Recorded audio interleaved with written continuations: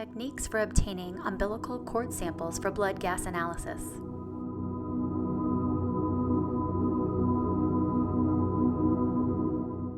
Cord blood gas analysis is an objective measure of the fetal metabolic condition at the time of delivery.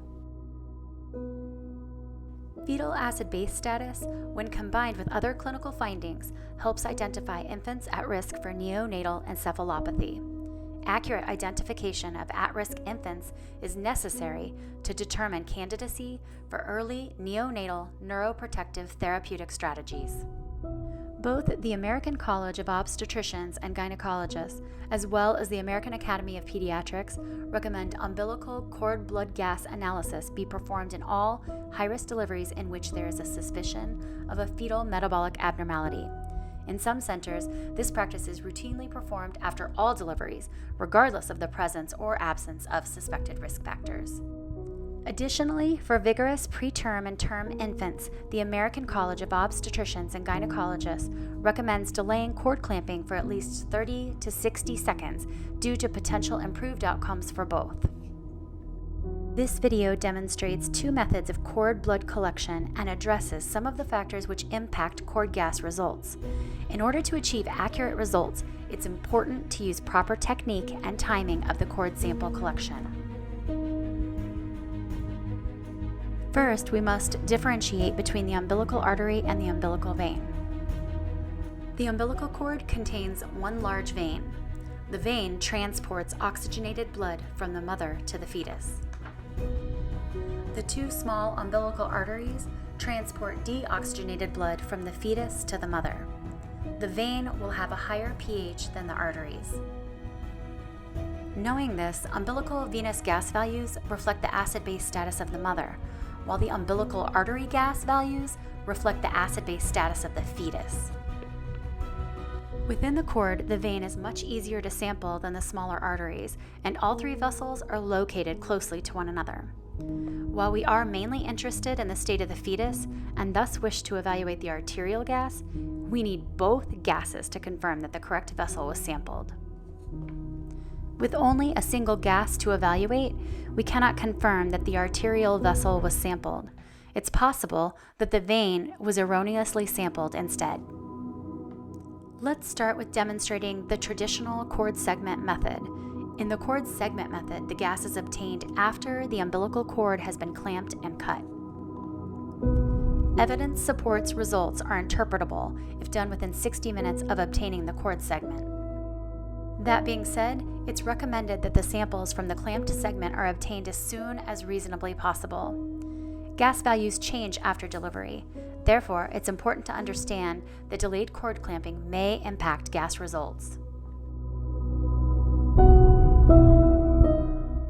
In this cesarean section, the cord segment is obtained after a 40-second delay.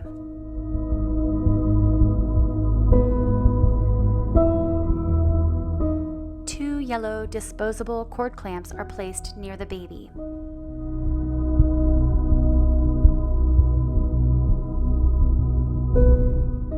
The cord is then cut and the baby is handed to the awaiting nurse. Next, a third yellow clamp is applied approximately 10 to 20 centimeters from the previously placed disposable clamp. A surgical instrument is then placed closest to the placenta. The segment is handed off the field and placed on ice. We use disposable clamps for the cord segment in order to minimize issues with instrument counting and instrument loss. Once the cord is handed off, the remaining segment can be used to obtain fetal cord blood collection. This method has several benefits. The cord collection can be obtained off the field, and someone other than the surgeon can perform this procedure. It also decreases the risks of accidental needle sticks during delivery. Lastly, if the results of the venous and arterial gas are the same, a second attempt can be collected from the previously iced cord segment. A second method of collecting the cord gas is via the intact method. In this method, the infant is delivered and goes skin to skin. A rolled towel is placed under the intact cord. The towel holds the cord still while collecting the sample and also protects both the delivering provider and the patient from accidental needle injury. This method has the benefit of obtaining the sample at the earliest possible opportunity. This method also minimizes any impact on gases secondary to delayed cord clamping. Regardless of which method is chosen, the actual technique of collecting the sample is the same. Sample the umbilical artery first. Insert a 25-gauge heparinized syringe bevel down. At least 0.2 milliliters of blood is needed. Next, a second 25-gauge heparinized syringe is inserted into the umbilical vein to collect the venous sample. Now there are two labeled syringes, one arterial and the other venous. Both syringes are then placed in a cup of ice, ensuring that the blood remains covered. The cord gas should be analyzed as soon as possible, understanding that results change within as little as 10 to 15 minutes. Looking at this umbilical cord, the arteries are the smaller vessels and the vein is the larger vessel. Once gas sample results have been analyzed, we can compare the two results to confirm that the samples were taken from two separate vessels. In this example, we can see that the pH differs by greater than 0.02 pH units and the PCO2 differs by greater than 3.75 millimeters of mercury. The higher pH is the vein, the lower pH is the artery. In conclusion, cord blood gas analysis provides important information regarding the metabolic status of the infant at delivery.